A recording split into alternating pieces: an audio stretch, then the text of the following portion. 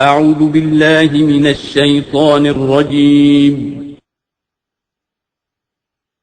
بسم الله الرحمن الرحيم.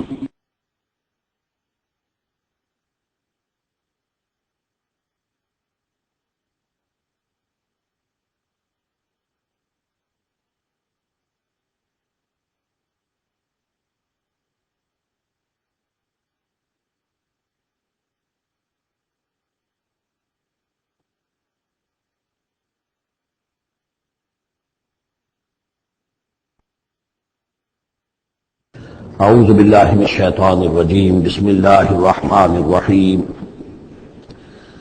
وَإِنَّ لَكُمْ فِي الْأَنْعَامِ لَعِبْرَةً نُسْقِيكُم مِّمَّا فِي بُطُونِهِ مِن بَيْنِ فَرْثٍ وَدَمٍ لَبَنًا خَالِصًا سَائِغًا لِّلشَّارِبِينَ صدق اللہ العظیم۔ کریشن آف یونیورس کے ضمن میں نے جو چند باتیں آپ سے عرض کی تھیں، اس کے ضمن میں خیال آیا کہ آپ کو ایک شعر بھی سنا دوں۔ عبد القادر بیدل بہت بڑے شاعر اور بہت بڑے فلسفی گزرے ہیں ہندوستان میں، اورنگزیب کے زمانے میں تھے اور انہیں دنیا کے چوٹی کے فلسفیوں میں شمار کیا جاتا ہے۔ ان کا ایک شعر بڑا عجیب ہے: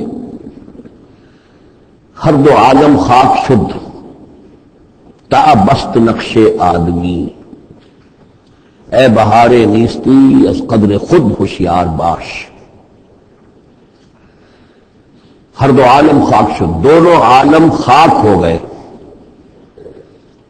اب یہاں جو مفہوم میں لے رہا ہوں، شاعر کے ذہن میں کیا تھا کیا نہیں تھا وہ جانے اور اللہ جانے، لیکن ہر دو عالم، عالم امر، عالم امر نیچے اترا عالم خلق کی شکل میں، اور عالم خلق میں ہوتے ہوتے اترتے اترتے اترتے اترتے تنزل مٹی پیدا ہو گئی۔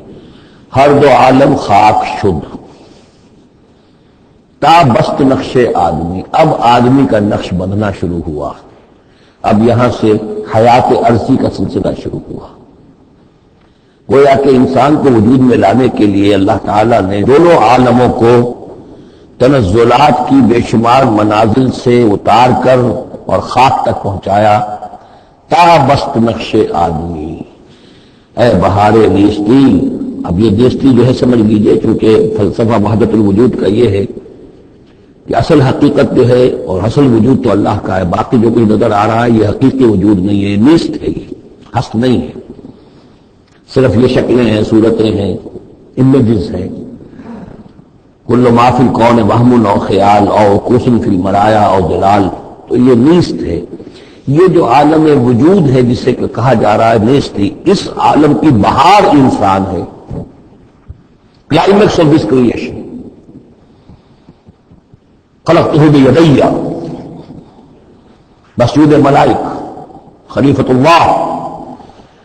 تو اے بہار نیستی از خود قدر خود ہوشیار باش، ذرا اپنے مقام اور مرتبے کو سمجھو کہ تمہارے وجود کے لیے اللہ تعالیٰ نے ہر دو عالم کو تنزلات کی کتنی منزلوں سے نیچے اتار کر خاک کیا ہے، تب تمہارا نقش بننا شروع ہوا۔ اور یہ عبد القادر بیدل وہ ہیں کہ جن کے آگے مرزا غالب بھی پانی بھرتے ہیں۔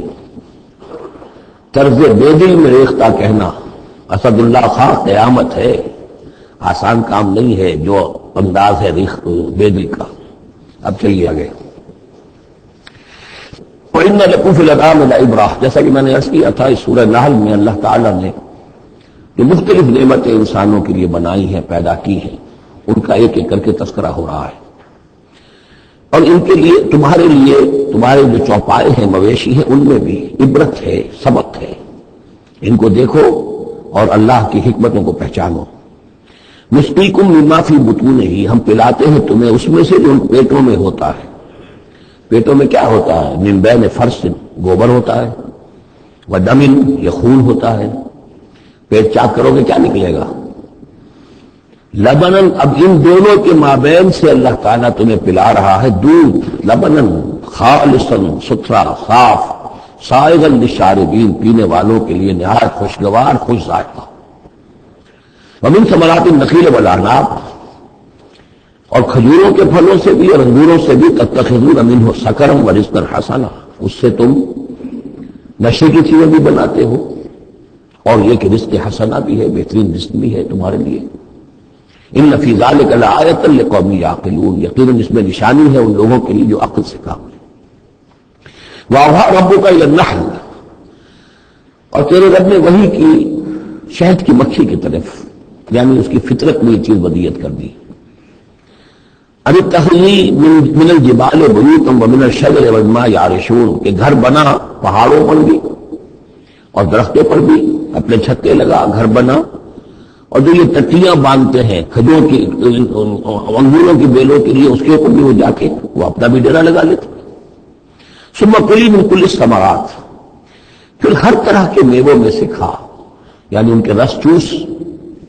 فسلکی سبل ربک ذللا، اور پھر اپنے رب کے راستے پر چل، وہ راستے کے راہ پڑے ہوئے ہیں کہ جن میں کوئی رکاوٹ نہیں ہے، ادھر سے ادھر، ادھر سے ادھر۔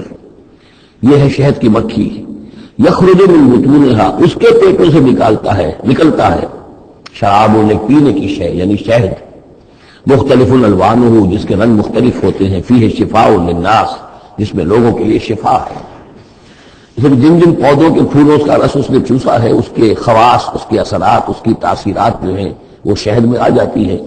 وہ شہد تو گویا کہ وہ کشید کر رہی ہے ان پھلوں کے اندر، اور ان جو کچھ تاثیرات ہیں وہ اس شہد میں آ جائیں گی، اور جڑی بوٹیوں سے گویا اس طریقے سے شہد میں وہ ادویات کے اثرات سرات کر رہے ہیں۔ ان فی ذلک لآیۃ لقوم یتفکرون، یقیناً اس میں نشانی ہے ان لوگوں کے لیے جو غور و فکر سے کام لیں۔ واللہ خلقکم ثم یتوفاکم، اللہ ہی ہے جس نے تمہیں پیدا کیا، پھر وہی تمہیں قبض کر لے گا، موت دے گا، وفات دے گا۔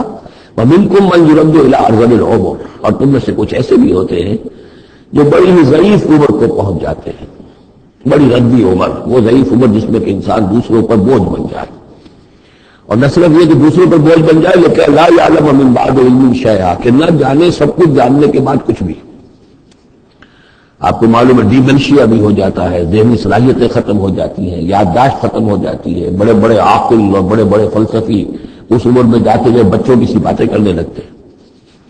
ان اللہ علیم القدیر، یقینا اللہ تعالیٰ جاننے والا ہے، قدرت والا۔ واللہ فضل بعضکم علی بعض فی الرزق، اور اللہ نے تم میں سے بعض کو بعض پر رزق میں فضیلت دی ہے۔ اب یہ رزق کی فضیلت ایک تو وہ ہے جو مادی